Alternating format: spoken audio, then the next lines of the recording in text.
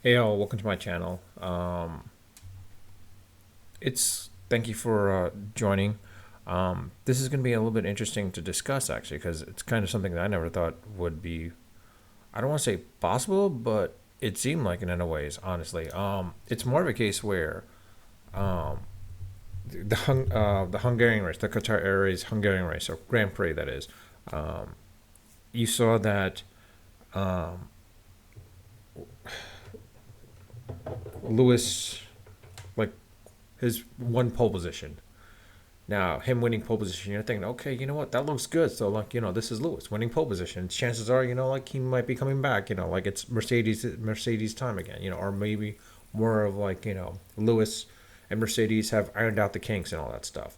But then, of course, as the race starts, loses it off to Max Verstappen. Of course, Max with Red Bull winning, getting first place, of course, and then Sergio practically coming in and essentially like was really surprising, quite honestly. Like Sergio was like all the way down at ninth place and then comes in at third place basically.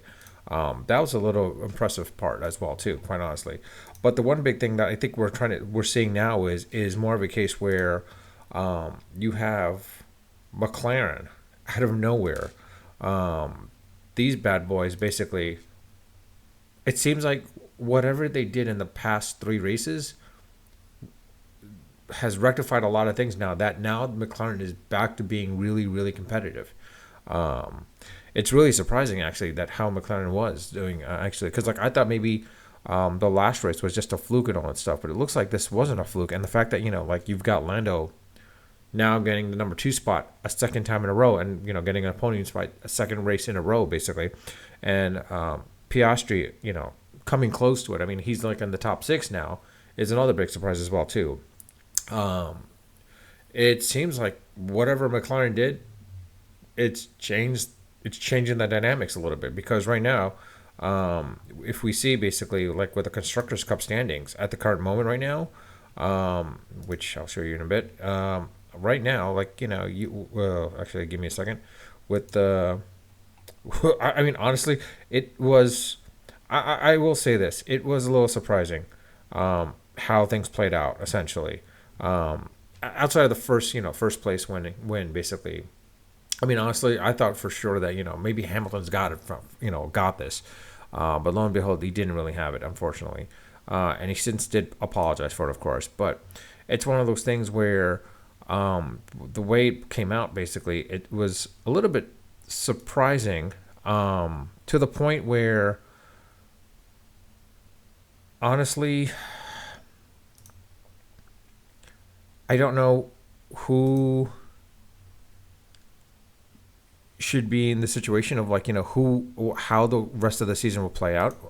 Um, Oops, I don't know why that happened, but let me resize. I can't resize. Okay, in any case, I wonder if I could resize this sucker. I guess not.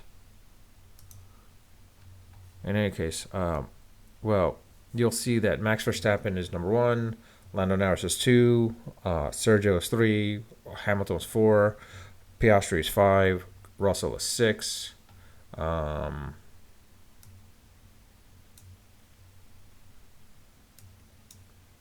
it's interesting. I can't do anything like that. Piastri is the sixth, of course, and like Lance Stroll and Fernando Alonso were 9 and 10, basically. Of course, seeing where they were at their original position, I mean, yeah, it was probably kind of interesting to see how that came out, basically. But the one thing though is like the one thing you've got to look at essentially is this though. Let me a second. Let me pause this and see if I can fix this. Okay, it looks like I can't. So one of the things is I was going to try to show you basically is how how the constructors cup is playing out right now. Actually, in this case, more so because the fact is like you've got. I'm not overly concerned about the drivers, to be honest. Right now, I mean, right now you'll see if I put it on. Um, Maybe if I do that, nope, that didn't do anything. You got Verstappen, and he's got 281 points. I would love to like show you right now, but I can't. Well, actually, wait, hold on. Maybe I can. Maybe I can if I go to ESPN's. Um, Standings might be a little bit better there. Okay, at least it's a little bit better. You got Verstappen at 281, Sergio at 171, Fernando at 139, and Lewis at 133. I mean, honestly, it's any man's game right now from the number three spot. I think Hamilton might be able to take the number three spot. The real question comes down to is I think it's Lando between Carlos and Charles Leclerc, the number six spot. If this goes the way it goes, basically, I think we'll see Lando getting the sixth spot, maybe the fifth spot, depending on how Russell plays out too. Because Russell seems to be doing decent, but not that great though, surprisingly. And Lando doing really well, and then Piastri's like just jumping up there. We might see him actually jump into like the number eight spot if Stroll and Esteban Ocon basically are like this. And like, but the weird thing though is this: it's more of a case where if you see the Constructors' Cup again, you have Red Bull number one, Mercedes number two, Aston Martin number three. Oh, I wish I could show you the actual points. Oh, actually, you know what? I can from here. So you'll see basically, yeah, thank goodness for ESPN. You'll see, I don't know why I can't move it up or down. Actually, you know what? Maybe if I do this. Yeah, that might help out a little bit there. Basically, you got Red Bull at, the clear runner for the Constructors' Cup. No one's catching them at this point. Mercedes jumping ahead, as a result of how they scored the points. Basically, where like Aston Martin was only able to score 3 points, whereas Mercedes got another 20 points. Ferrari getting 10 points in the Hungarian race, whereas McLaren getting 28 points. So the one thing that looks interesting now is basically the way McLaren is. If this plays out the way it does for the next 11 races, if this plays out the way it should be, McLaren might actually get that number 4 spot, and Ferrari might have lost their appeal. It's one of those things where I don't think we anticipated something like this, where I'm sorry, I can't do something here. Oops. I am trying to change some stuff, but it does not look like I can. Oh, here it goes. Oh, sorry. I was trying to get my stuff on here. So it's one of those things where, looking at the way it is with McLaren, I mean, they should get that number 4 spot and overtake Ferrari. The real question comes down to is sadly, did Sainz make the right decision to leave McLaren to go to Ferrari? Now, of course, you got the allure of Ferrari, and of course, with Ferrari, based on what they did last year, I mean, honestly, with last year's Constructors' Cup, looking at it right now, I mean, they were clearly in second place. They just eked out and beat Mercedes, of course, in 2022. So it made absolute sense, hey, look, Ferrari's probably coming back up, and they'll probably be the ones that are probably going to compete with Red Bull. Turns out that's not the case in this situation. It's more of a case where, surprisingly enough, it's basically Mercedes, and the surprising one is Aston Martin. Quite honestly, though, I have to apologize. I'm not prepared in a ways. I'm not feeling too well and such, but I figured, let me just talk a little bit about this at this point as well too, because I know there's some people talking about F1 and McLaren might be the way they might be coming back. They might be playing up to the are they playing to what they should be doing and such? Basically, honestly, I think so. It's the way McLaren has now adopted that Aston Martin hasn't. It seems like Aston Martin has not adopted properly and made some necessary changes. They're not adapting to the changes quickly enough, whereas McLaren has now. Red Bull has always been able to do that.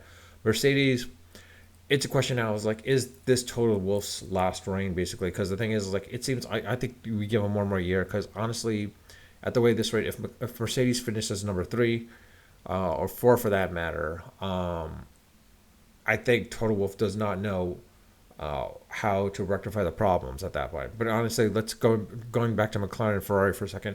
It's a question of this: is Sainz going and leaving to Ferrari, it made sense for Sainz to go to Ferrari. I understand it. I mean, every driver knows it. It's the allure of Ferrari, the historical, uh, the history behind Ferrari, especially in the Formula One Grand Prix. So, and of course Le Mans as well too. But this is one of those things where like, was it the right move for him though? Because looking now at this, it seems like you thought they were adapting, but it seems like they weren't. They're not adapting to changes very quickly, and like you're seeing signs on Leclerc slowly, what they were up here going down now, basically, and now you're seeing like Lando and Piastri of all people going up. So it brings you to the other point as well too. Is like, what about the Badger, basically the Honey Badger? Uh, it's a question of like, well, you know what? He was good in the days when he was with Red Bull, but of course, now with the fact that like like he wasn't doing really well with McLaren last year. It's one of those things where like some people are saying is like, well, is Danny Ricardo, that is, losing his step? Chances are he is, because look at it this way: the dude finished 21st, as well as Nick DeVries. They both finished 2021, respectively. Um, Honestly, this is a guy, Danny Ricciardo, with the AlphaTauri car. He should have beaten out Logan Sargent, at least for sure. He should have beaten out Sargent for sure. The fact that he didn't is like even a bigger surprise. Now Alex Albon showing basically what he's doing is he couldn't step up to the plate with Red Bull, but it's looking more and more like with Williams, he's bringing him up there basically. Like he's getting, he's not getting as many points, but he's getting close to it. So it's one of those things where, oh, I'm sorry, I was looking at the driver standings. Sorry about that. Let me look at the results. I mean, sorry, it was more of a case where like,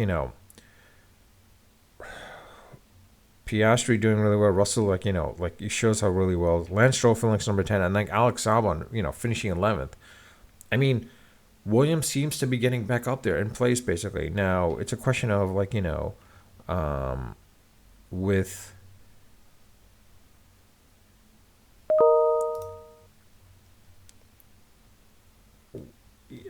honestly, it's hard to determine what to say, what not to say basically, because um, it's not something that one would anticipate to be. But you know what? I I hate to say this, but like I feel sorry for Signs. Quite honestly, so I'm looking at some of the screens right now, um, and it's one of those things where like yeah, Ricardo finished 13th basically, but you know what? Maybe he could on a better team if he was doing really well with McLaren, it might have been a different story. But the other thing is like if Signs never left McLaren, I think they could have built it up back to what it was, what um, Alonso and Hamilton did back in the early knots or late knots, basically. It's one of those things where I think they seem to adapt it properly now, and like it's one of those things where, but Ferrari isn't adapting as much. I could see signs definitely getting frustrated. The thing is Leclerc himself. What is he gonna do? I don't know, but it's a question of like the real question is comes down to this is not Sainz and Leclerc, but Alex Albon. He's showing his mettle. He's showing his worth now. He's showing how good he is again. It's one of those, or how good of a driver he is now. So I think it comes down to a bigger factor of like, should Alex Albon be with Williams or should he be on a better car? Should he go in the McLaren, basically? I mean, Piastri shows he's really good, but you kind of wonder now if Alex Albon was there with you got Alex Albon and basically Lando Norris. As a possibility with those two together, they could bring McLaren into the number three spot next year. Or two number. The other aspect is like is maybe maybe should Hamilton retire, but he's not going to retire. He wants that eighth world title, so he has that one up against the greatest Schumacher. But of course, that might be also broken out very soon as well too. If the way Max drives out the way he does, he's definitely going to get his third one right this year. fourth one maybe next year as well too, depending on how it goes out. It depends on like the remaining four at that point. He's fairly young at this point, and he's not even 30 yet, so he should be able to get another five more down the line. Honestly, if Red Bull stays the way they are at this point. Again, I apologize. Maybe I'll come back, with another video, much better video with maybe more stats and such, discussing this a little bit more, and like should signs have left and such, but whatever it may be. I welcome your comments. Let me know your thoughts basically in the comment section. I do read my comments. I do respond. I want to get notified, and then when they warrant a response, as far as should signs, I mean not should signs, but should the case of Mercedes, or for that matter, McLaren, try to see if they can get Albon. The other aspect as well says, is this the end of Ferrari basically, or is McLaren going to be the number 3 spot, or two? Is there enough races to the point where like either one, most likely McLaren in this case, can overtake Aston Martin and get the number 3 spot? Because Mercedes, it seems like they're doing decent enough, unless some drastic changes go into play that both Hamilton and Russell can't score points, which is highly unlikely. I mean, Hamilton's too good of a driver not to get any points. The only way he doesn't get points is if he's does not finish basically, more than anything else. But with that, I'll leave it at that. Again, I thank you for subscribing for those that have already subscribed. If you do like my channel, do like my videos, or do like my content, please subscribe. If you like this video, please thumbs up. If you don't, you're welcome to dislike it. I know what to focus on, and I know this is one of my better videos. I do apologize for that. But with that, I'll leave it at that. Unfiltered, unedited, and of course, unrehearsed. Until next time. Oop.